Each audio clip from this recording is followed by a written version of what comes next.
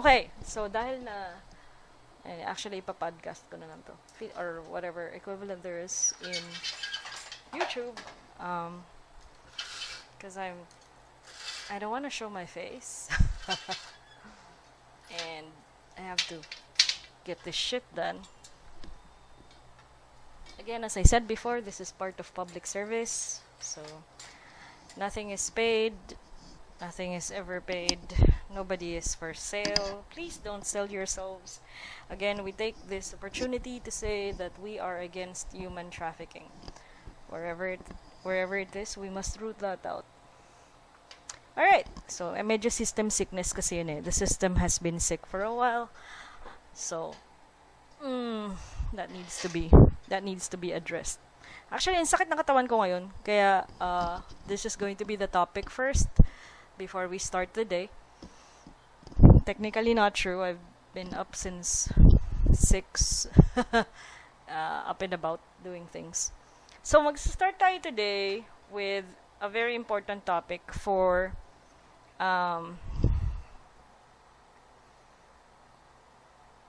us. I want to say certain kinds of people. Pero yung mga tipong hindi masyadong healthy yung pakiramdam. Ayun, as nga, sa mga office people na walang ginawa kundi pumasok, tapos iinom ka bago umuwi, tapos magpupuyat ka, tapos gigising ka ng masama yung pakiramdam, tapos papasok ka na naman sa office, mas stress ka na naman, ad infinitum ad nauseum, tapos magugulat ka bakit nasa ospital ka na. Yon, this one's for you. Right. So, gentle reminder lang na, well, the body is a sort of machine, so you actually have to take care of it. If you have a car, you take care of your car. If you have a bike, you take care of your bike. It's the same thing with your body.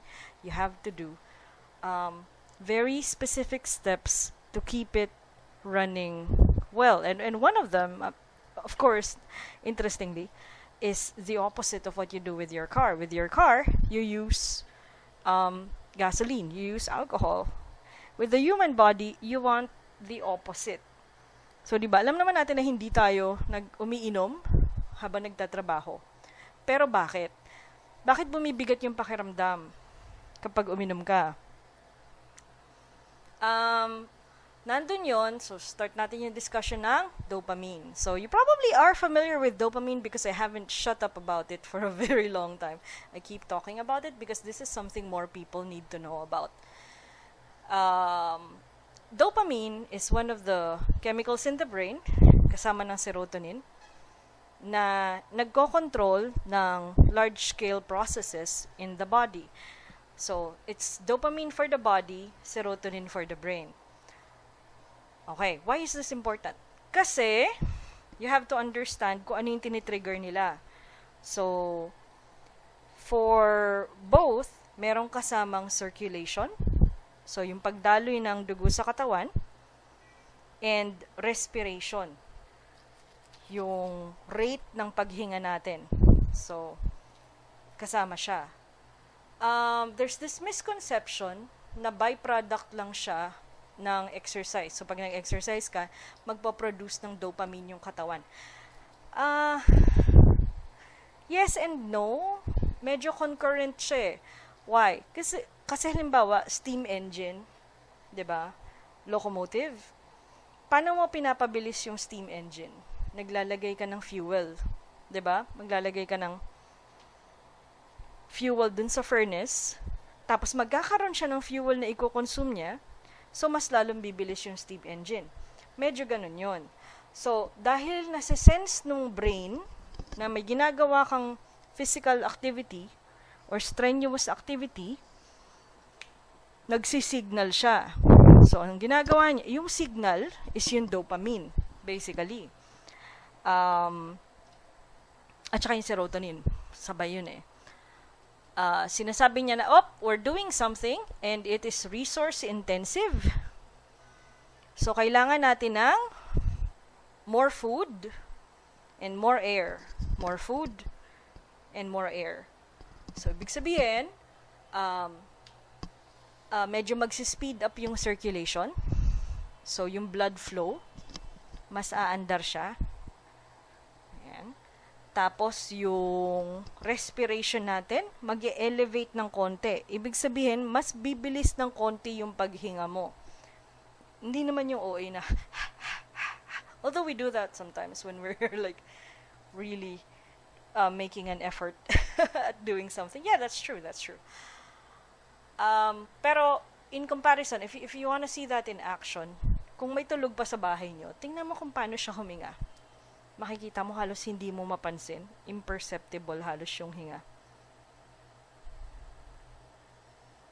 Sobrang yung rate niya parang, 'di ba? Ang bagal, ang hina. Bakit? Kasi habang natutulog ka, walang masyadong madaming active physical processes. Ang mga remaining processes is yung lungs, yung heart, yung muscle and tissue repair, etc., etc. Yung mga ganon. Pero, not so much physical movement. So, hindi masyadong nagko-consume ng food and air, basically, which is what our body does. When you're doing any amount of work, kailangan niya ng food, kailangan niya ng air, both. Yun yung tinitrigger ng dopamine. So ngayon, pag tumaas ng konti yung dopamine, ibig sabihin nagsisignal na yung katawan. Sinasabi, kailangan natin ng food, kailangan natin ng ng fuel, kailangan natin ng oxygen. Ayun na. Aangat na yung circulation mo. Aangat na yung breathing mo. Okay? So, what does this mean? Ibig sabihin nito, mapapansin mo, medyo magaan yung pakiramdam mo. Saan nanggagaling yung mabigat na pakiramdam? Dalawa yon. Importante din kasi yun hindi ka pwedeng laging magaan. Before you sleep, so halimbawa may insomnia ka, 2-part yung insomnia. Meron tayong misconception na ang insomnia nagagamot lang. Alam ko tumatalon-talon ako, pero okay lang, bear with me. Meron tayong misconception na iinom ka lang ng melatonin, okay na. Pag matutulog ka, pag hindi ka makatulog, may insomnia ka, so makakatulog ka mga 30 minutes. Pero dahil masigla pa yung katawan mo, may energy pa yung katawan mo, hindi ka talaga nakakatulog, di ba? Nagigising ka ulit after 30 minutes, tapos buryong ka, kasi, buryong, nabibisit ka, kasi inaantok na yung utak mo, yung katawan ayaw matulog. Kasi magkahiwalay sila. Yung sa utak, serotonin, yung sa katawan, dopamine. Ibig sabihin, napababa mo yung serotonin, kasi magkabaligtad. Tumataas ang serotonin, bumababa ang melatonin. Bumababa ang serotonin, tumataas ang melatonin. Okay? So ngayon, minsan, napababa mo yung serotonin, napataas mo yung melatonin, pero yung dopamine mo, mataas pa rin. Ibig sabihin, yung body, may energy. Mapapansin mong meron kanyang excess kasi nagaganon ka. May nagtatap ka ng foot or nagtatap ka ng fingers. Ibig sabihin, may excess na energy yung body. Tapos, tinatry niya i-consume through physical movements. Kaya kita mo yung mga may ADHD na bata. minsan, nag-zoom around sila, may excess energy sila. Wala ako no H. Okay. So, ano ibig sabihin nun? Gumagaan yung pakiramdam natin kasi umaangat na yung dopamine. At dahil umaangat na yung dopamine, tumataas na yung circulation and tumataas na yung respiration. Okay? Importante yon kasi, di ba yung mga nag-yoga dyan or yung mga nagka-calisthenics sa umaga, dahil sa office, or yung mga hindi ba yung mga jumping jack? Calisthenics yun, di ba? Ay, mga ganun. Yun yung ginagawa mo in the morning. Pinapataas mo yung circulation. Bakit? Good question. Kasi, yan? Multi-part question yan. Imagine mo na yung blood is like the delivery truck, the food delivery truck, and at the same time, kasi siya yung daanan. Food delivery, siya yung highway nun, and garbage disposal or garbage truck. So, kung traffic, yung daanan, kung mabagal yung daloy ng traffic, ibig sabihin, nadidelay yung food, matagal bago dumating, tapos, matagal din bago matanggal yung basura. Nasa stock siya. Kasi 'di ba, clean blood in, dirty blood out of the muscle or tissue. Hindi out of the body. Huwag ka mag-bleed. Ano ibig sabihin nun? Ibig sabihin nun, di ba manggagaling yan sa heart? So, kahit hindi na tayo magdetalye, but general na lang. So, yung galing sa heart, na papunta sa specific body parts or organs, clean blood yon. Yung pabalik sa heart, yun yung dirty na. Okay? So, kung hindi masyadong efficient yon, kung hindi masyadong efficient yung circulation mo, ang nangyayari sa kanya, nag-a-accumulate yung toxins sa muscle, so namamaga. So, nagkakaroon ka ng muscle pain. Kasi ano yun? Yun nga, nag-accumulate yung toxins, tapos nagkakaroon ka ng build up ng lactic acid. You don't need to deal with that. Hindi naman yun under ng Pero, namamaga yung katawan, so mamaya masakit na siya. So, napapansin mo, pag nagpapamasahe ka, yun din yung sinasabi nila, binabasag natin yung lamig. It's not actually lamig. It's just a buildup of toxins. So, what you're doing is, it's not so much na binabasag mo siya, sinistimulate mo yung circulation in the area. Para gumalaw yung toxins, umikot yung dugo, tapos gagaan yung pakiramdam mo. Pansin mo, ang gaan ng pakiramdam mo afterwards. Diba? Yun.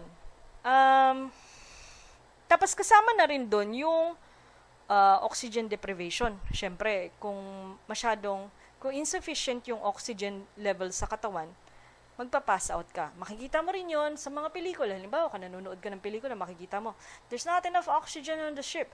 Tapos makikita mo, parang hinihimatay na yung bida. It's kind of like that. Medyo. Diba? Ibig sabihin, the body requires a specific amount of oxygen to do its work. Ganun lang yun kasimple.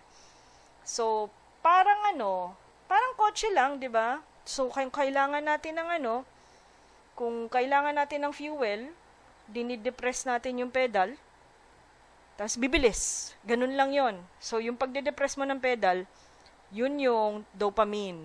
Yun yung nagsisignal na, kailangan natin ng kailangan mag-start yung circulation, kailangan mag-increase yung respiration, tapos, okay ka na. Gagaan na yung pakiramdam mo.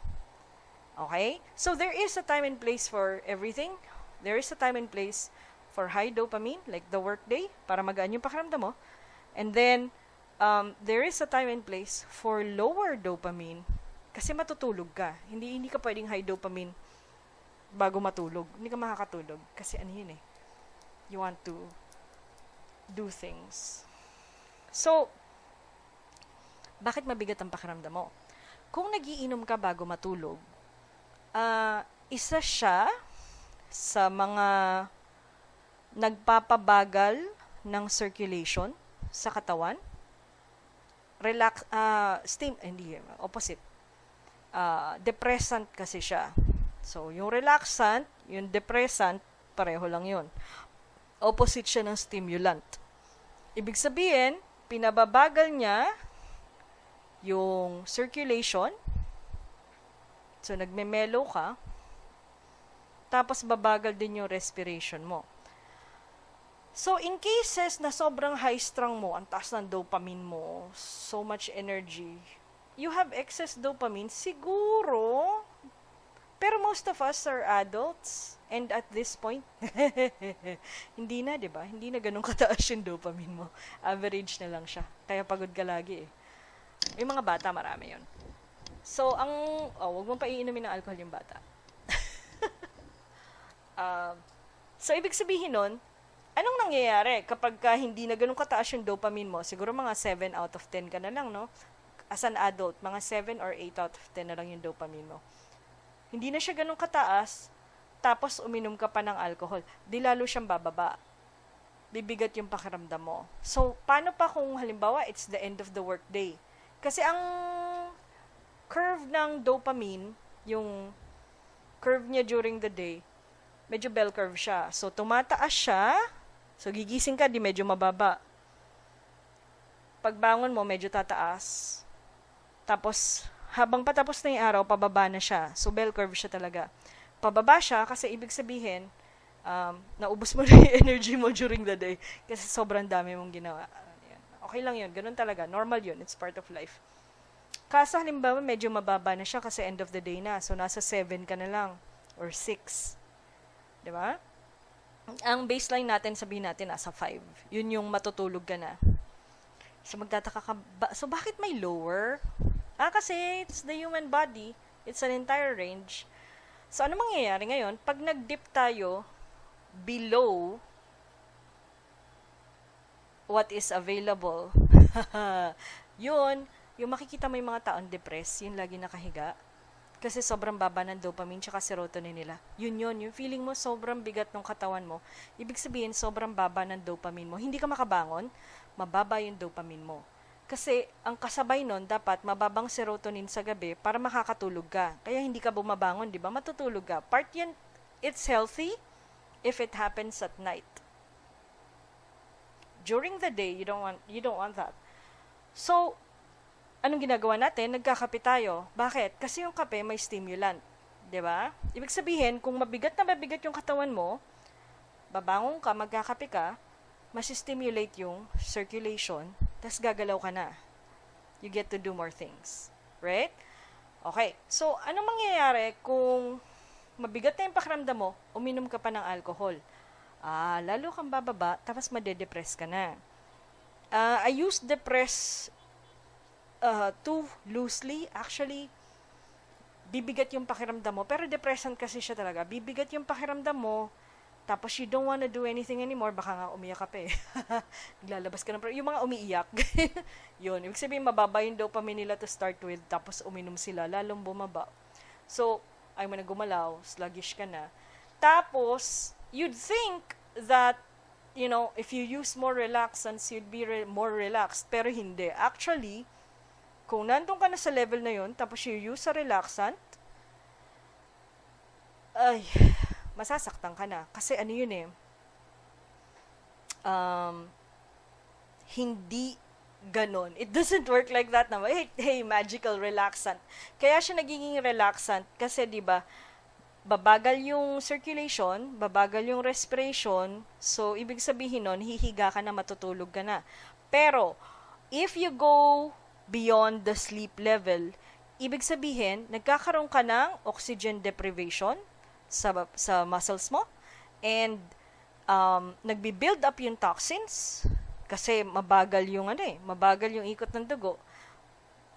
Tapos you don't get enough food going into your muscles and your organs kasi nga mabagal din yung ikot ng dugo. So namamaga yung katawan, so sasakit siya. Tapos dahil connected yan sa bones, 'di ba? Dahil connected yan sa bones, nagre-rigid yung bone. So, ito rin yung nakikita mo sa Parkinson's, by the way. Kaya nanginginig yung mga may Parkinson's kasi mababa yung dopamine nila. So, you don't want that. So, paano natin siya i-address? On a work day, try not to drink so much alcohol. Kasi ano talaga yun eh, magle-lethargic ka talaga. Tapos, you try to move during the day para masistimulate natin yung circulation. Tsaka yung respiration. So, the more you do that, the more you do, the more you can do. So, the more you do that every day, mas gagaan yung pakiramdam mo. And yun yung objective natin. So, it's all well and good to try to work really hard and to party hard. Pero, iti-take into account mo rin na yung body mo, medyo machine siya in such a way na you have to take care of it for it to function well. Hindi mo babasurahin yung kotse mo, huwag mong babasurahin yung katawan mo. Yun lang yun. Anyway, I'm open to questions.